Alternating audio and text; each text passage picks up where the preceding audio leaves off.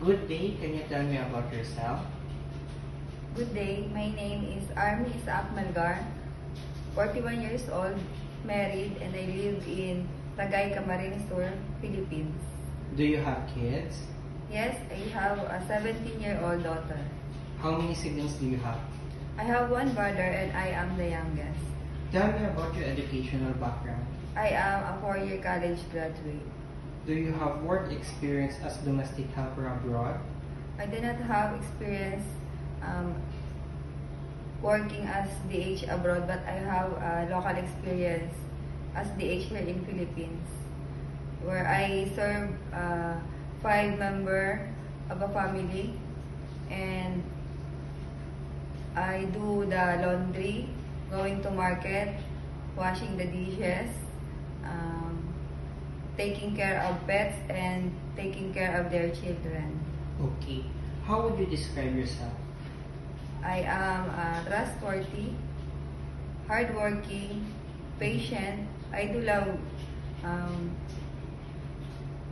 taking care of pets and the children. Okay.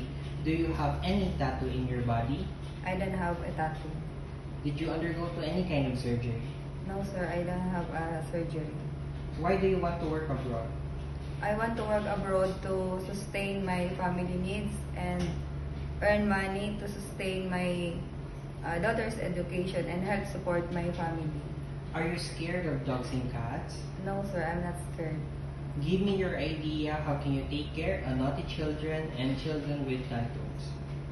If the children are acting up, I will talk to them, play with them, and I will show them that I am loving them by playing with them and be friend with them.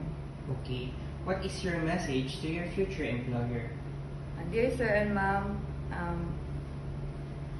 please do hire me because I promise to be a good worker and serve your family with dedication, together with my hard work, and I promise to be honest helper, and I will do my best to give quality service and the respect that always being a good helper in your house. Thank you very much.